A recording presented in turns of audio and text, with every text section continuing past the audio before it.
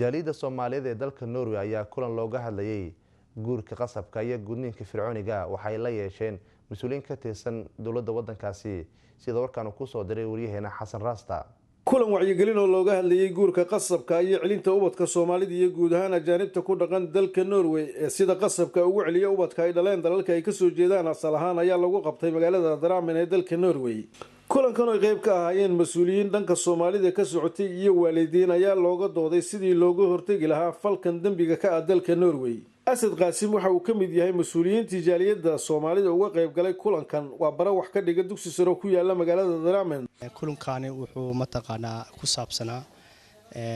gudniinka fircooniga wuxuu ku saabsanaa guurka qasabka ah wuxuu ku saabsanaa ciyaalka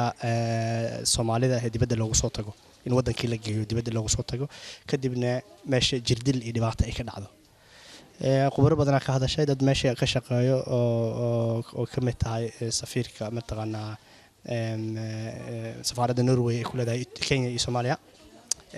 iyo dad kale ka hadlay arrin jirta waayo dhibaatadeeda leh. horta Soomaalida waa inay aragtaa waxaan waa dhibaato jirta waa wax jira oo xaqiiqo ah. waxyaabaha ugu weyn maanta ka hadalnay aniga aan ka hadlay xataa waxa kamid ahaa in waalidiinta Soomaaliyeed ay ogaadaan in wadankani Norway ay tahay wadanka aan ku heli karno ciyaalkeena aan ku caawin karno ay ku heli karaan waxbarasho fiican tayo leh ay ku heli karaan mataqaanaa caafimaad fiican nolol fiican waa in Soomaalida group ahaan mataqaanaa ay isku yimaadaan ay ka hadlaan arintani because arintani waa arin xasaasi ah oo dhibaato nagu hayso. waxaan arkaa kulankan inuu ahaa kulan aad muhiim ugu ah jaaliyadda labaad ee ugu weyn wadanka Norway oo Soomaalida ah waxaana ka faa'iidi karnaa ay tahay in caruurta Soomaalida ah inta badan dawladdu ay marka ayada dhankeeda ka hadlaysa ay negative sida ay ka soo qaadato page-ka xun laakiin markii anaga aan sidan oo kale u imaano aan page fiican ka tusi karno xiriirka ka dhaxeeya waalidka iyo wiilka uu dhalayba marka wax badan baan ka baran karnaa waxaana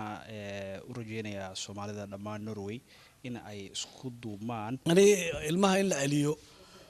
oo dalkoodii la geeyo kultuurka dhaqankoodii la soo baro waa muhiim aniga saasaan u arkaa aragtidayda markii waxa waaye haddii ilmaha ayna dhaqankoodii ayna soo baranin wax faa'iido ma keenayso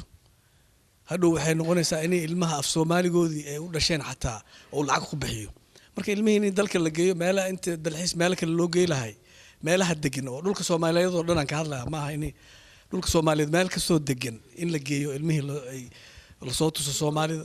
vanskelig for norske myndigheter å ha kontroll over alt som skjer. waa adagtahay in dawladda Norway ay ogaato qoys kasta oo Soomaaliya dambina ma aha in caruurta loo kaxeeyo fasax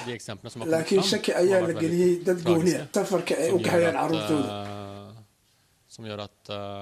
man setter fokus på spesielt Somalia i dette tilfellet da. Xasan Raasta, SNTV, Drammen, Norway.